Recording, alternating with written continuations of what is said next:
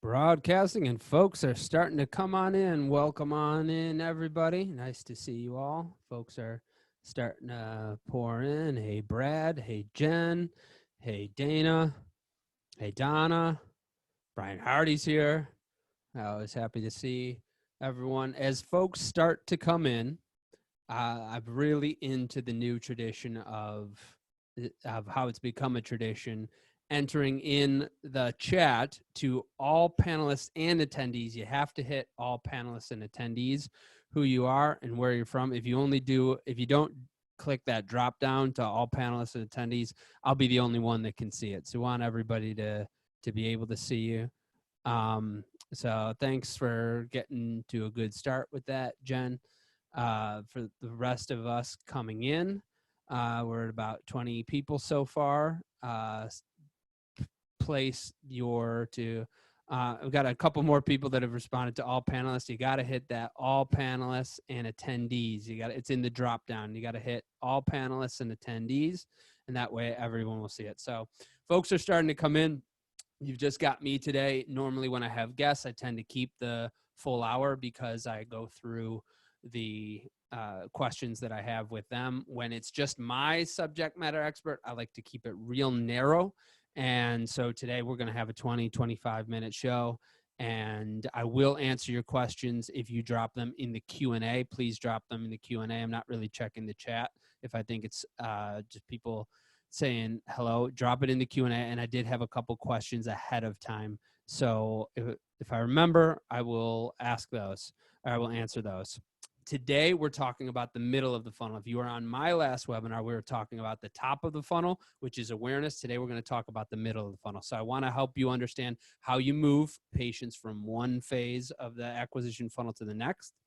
See how to adapt the middle of the phase of your funnel when prospective patients have more roadblocks. So they already have several roadblocks. It's already normally a 2.5 year window by the time they notice that they're having problems, by the time they actually end up doing treatment at your practice. And now we have a global pandemic and an economic challenge on top of that.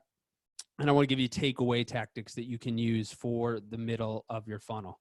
So you've seen my metaphors, these webinar series. I had Kim Jong-un as one. Last time Brian Miller knew who Lenny Skutnik was. And this time I'm using the metaphor of Lieutenant Dan in the jungle. If you remember, he wanted to die there in that jungle. He did not want Forrest to save him. And he resented Forrest for a while until finally we see after pretty dark nadir at some points in the film, we see Lieutenant Dan with a pretty happy life, eternally grateful for what Forrest did for him. And I want people to keep that in their minds, because one of the things that we're going to have to focus on in the middle of the funnel is cost and presenting options in a way that are ultimately in the patient's best interest. And when I first got into this field, I started researching online reviews because I just wanted to know what patients were saying. And I went through thousands of them myself, and I saw plenty where people complained that they thought it was just a money factory, that they were pushed into IVF. And I saw almost as many that said, why did we waste our time doing 6 IUIs? Maybe it was their insurance carrier, but sometimes people recount that their doctor didn't push them strongly into the course of action that they needed because they didn't feel that they were pushing people. And I do that sometimes as well as the consultant. When I'm with you, I talk with a lot of bravado when I'm speaking or I'm in a public forum like this.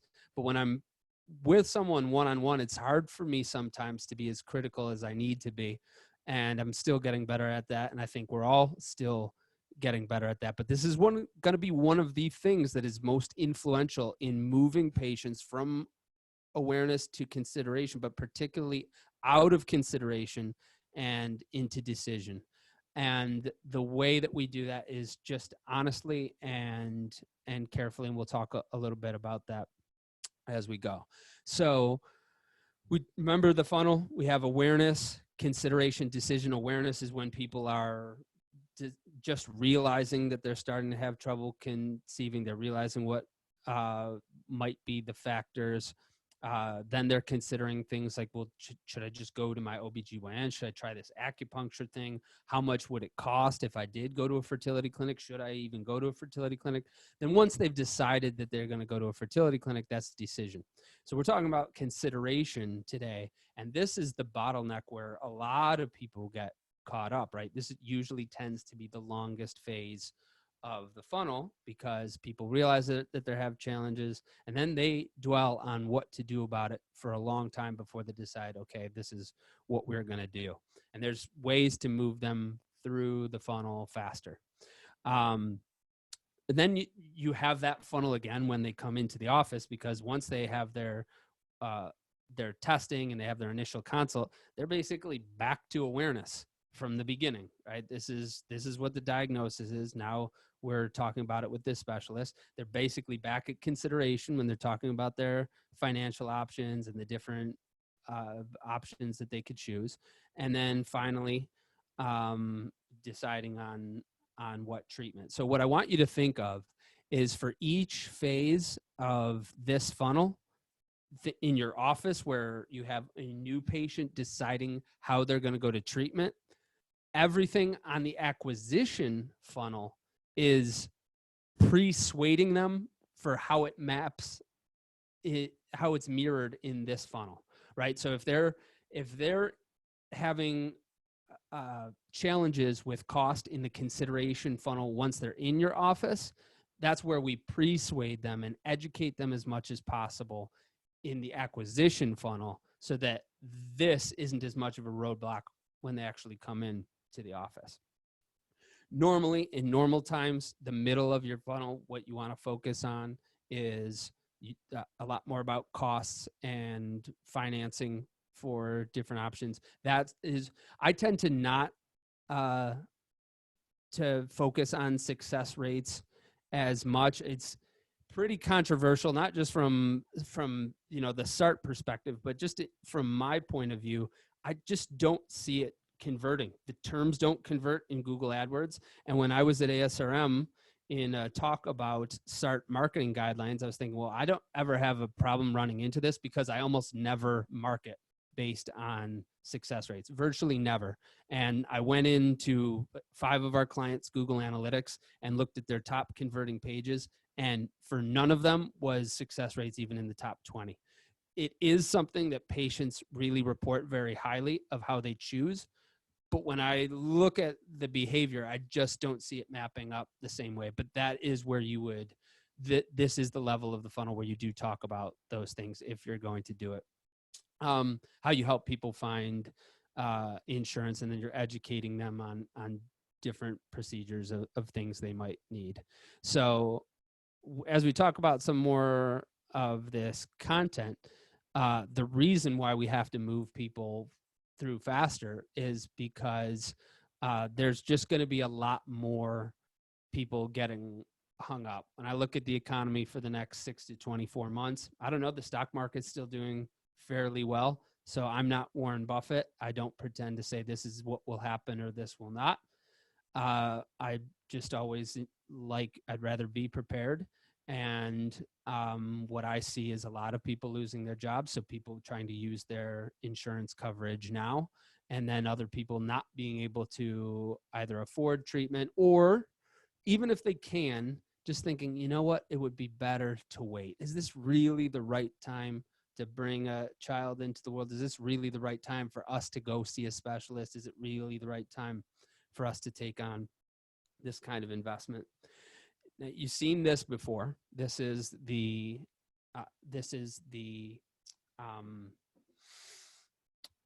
questions that we've been asking patients. Were you referred by a doctor or not? And 60% said yes. But remember that it's only about 20% or so that say it's the most important factor. Last time when we were talking about the top of the funnel, we were talking about what are the things that we can do to replace OBGYN referrals. And so we're saying, you've got 60% that are coming out because people haven't been seeing their OB for 2 months. Well, now we're starting to think of it from the other side, which is, yes, now that this is starting to come back, we're still having people refer to our practices, but it's not a one and done. There's still all these other things that they're considering. And so what I see is patients being referred by their doctors and dragging their feet even longer. So this phase, this is what we talked about last time. This is the awareness phase, but rather this whole phase, like, well, should I go see my OB about it? Should I go look for a fertility clinic directly? Should I do treatment with my fertility clinic? She told me to come back in 6 months or a year, because she said we've only been trying for 6 months, because she didn't ask us how long we've been having unprotected sex for. She just asked us how long we've been trying for. All of these different things we need to influence in the consideration stage so that they end up here. And this is what we'll talk about in the next webinar of once they're finally at that decision phase. But right now we have a logjam happening right here. And luckily it's even starting to happen again, but people are going to drag their feet before they come on to the next one. So I want to give you a couple of different things that you all can do I've got some to-dos and takeaways for you. And this is one of the roadblocks that you're having, because I've mentioned costs, and I've hit on cost a lot, because even in good times, cost is one of the biggest barriers in the consideration phase. But it's also all the more so in an economic downturn. But then there's this other consideration called COVID-19 that we have, where people are thinking, is it even safe to go outside? And you have some people that are saying, I'm all ready for this lockdown to be over, be what it may. And then you have other people that say, I don't care if they lift stay-at-home orders. I don't want to be outside. And everyone in between that spectrum. So a unique factor in the consideration phase during this time is, like, do I even want to go into a clinic, because it is technically a doctor's office? It's not where they're treating COVID-19 patients, but I have this association of hospitals and doctors' offices. Do I want to go in there? So one of the things to focus on during the consideration phase is what you're doing to keep the office safe, and not just the office itself, but your lab. People have questions of, like, well, if I end up going through all of this, can it be transmitted to embryos? And a lot of these questions are ones that I don't have the answers for, but you as clinicians do. So for the office managers on the line, everything that you're doing for your standard operating procedures, like we talked about last week with Lisa and Dr. Lukovic, should be echoed in your social media and on your website and in your email. Telegraph that to the people that you're serving, so that is factored into their mind when they have objections about consideration, because they do. They're thinking, is this something I even want to do? We want to reassure them, this is what we're doing, from social distancing in the office to people wearing masks to how often we're wiping down the waiting room to spacing seats apart in the waiting room. This is the content that you need to focus on to address those objections during the consideration phase. And I'll give you some more of the tangible things that you can do for that in the to-dos. But I had a question before this meeting about because we're not being able to send people into OBGYN visits, and because people are going to their OB less frequently now, what can we do that's not social media? So I'll answer that. I will give you some things that aren't social media, but I also want to address that question at its more fundamental root, which is why do we need to do anything that's not social media? It's like, what can we do to get drunk? This is vodka. If you want some Mick Ultras, we can get you some Mick Ultras, but this works at so many levels. And I want to address the more fundamental hang up that I think sometimes people have, is like, okay, we're doing social media. It's one of the things that I hear from people most frequently. We're doing social media. but that's not, it's not something that's just checked off of a docket. Social media is the slang term for the current state of the internet. And there isn't a limit to the amount of content we can create. And there really isn't a limit to how we can distribute it either. And in the case of moving through the funnel, remember, we're trying to get people through this as quickly as possible. And normally this whole phase right here takes somebody 2.5 years to get them from icon in the left all the way to that centered diamond in the bottom. That normally takes 2.5 years. Testimonials from friends and family can move people the most quickly. And if you have a network like this, you never want for new patients, even in a bump like this, even in something like this, at most it's a bump. But this is from one of our clients where we just have dozens and dozens of comments on a Mother's Day post. And all of a sudden, this person's former coworker or this person's cousin or this person's neighbor that they don't talk to that much now knows that they went through infertility and much more, that they saw a specialist that they're really happy with. And you can move people from the top of the funnel of, oh, I was just having a problem for 3 months, to, oh, you were having this problem too? Oh, you wasted 2.5 years? Oh, you went to the wrong fertility clinic? Oh, you finally went to the right one? To much more quickly. This is my favorite thing. This is how I got into the field, that even though I wasn't versed in all of the other things that I'm showing you, I hadn't built the system to what it is today.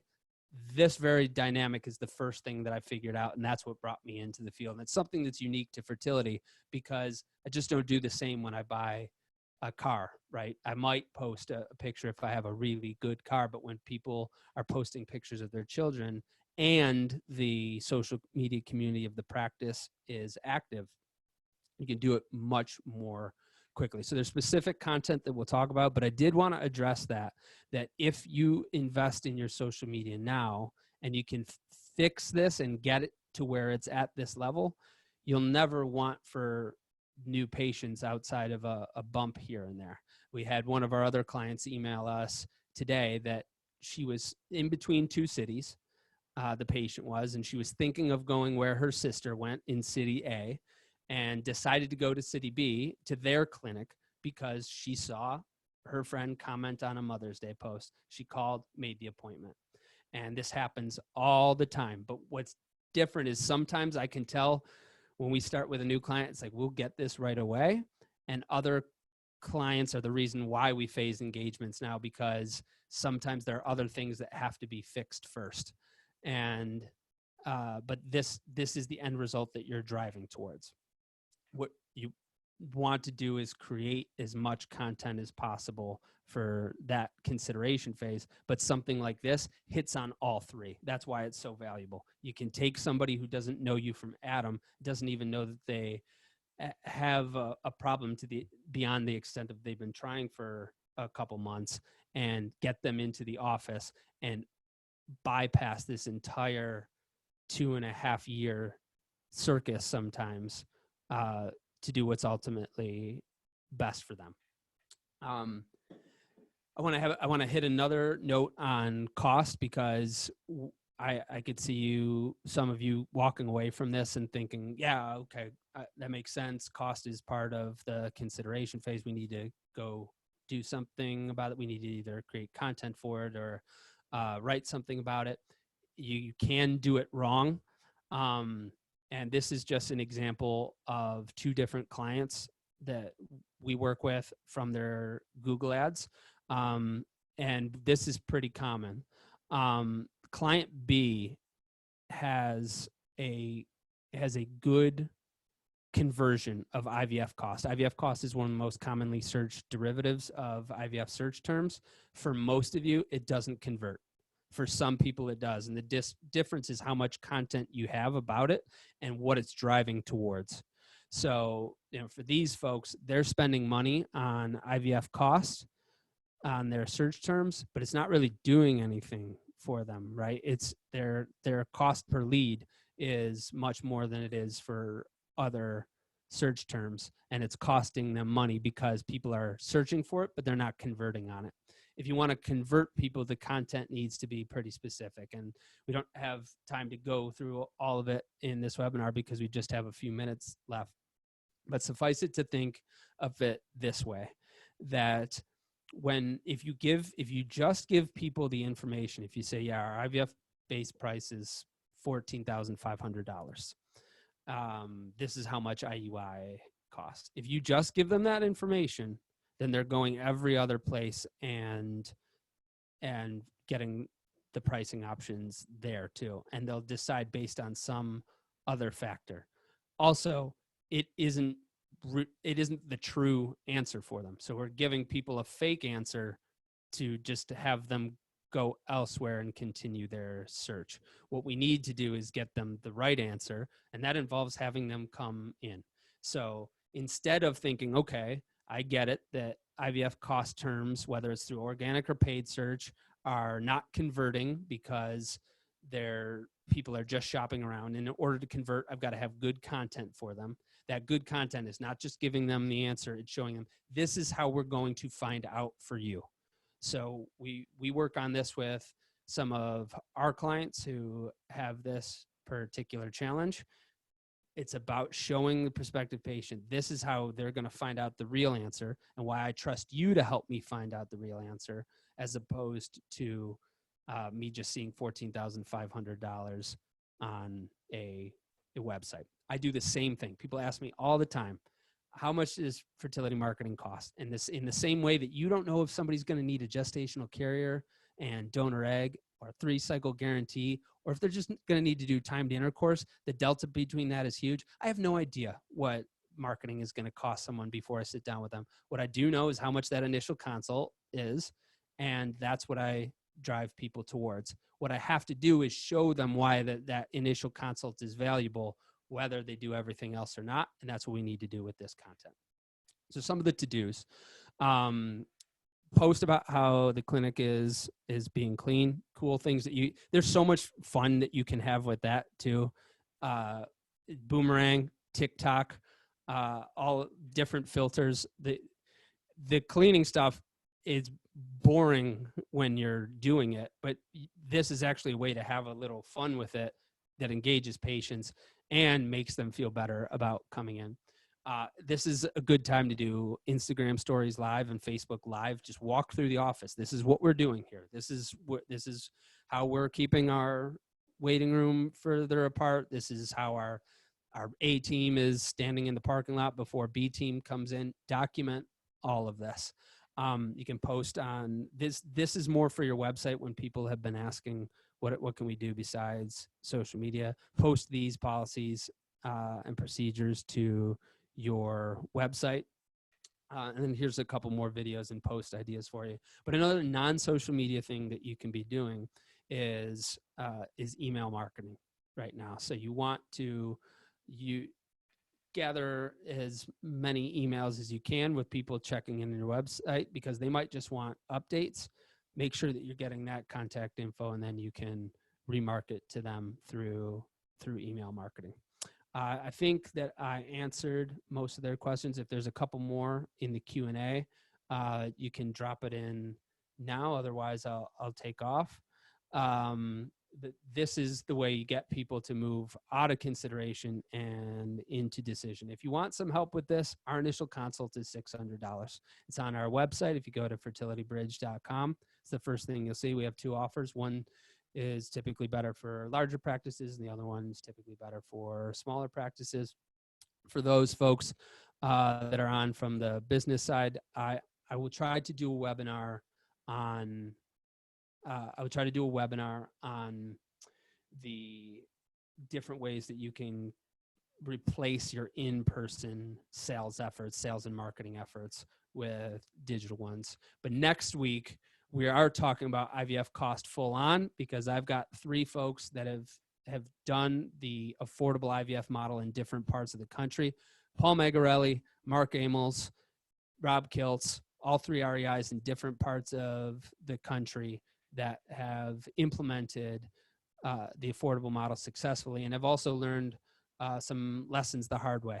So I see that model being really important in the next 2 years or so. And I think that you'll all benefit from hearing what they're all up to. And that will be next Tuesday at 4. If you need anything, just let me know via email. I've appreciated all of the encouragement and nice words that everybody has said throughout these webinar series. So if you need any extra help, just let me know. Send me an email. And thanks for coming. And I will see you next week. Always Instagram, always Facebook. No reason not to do both. You can always do both. Thanks, everybody. Take care. Bye-bye.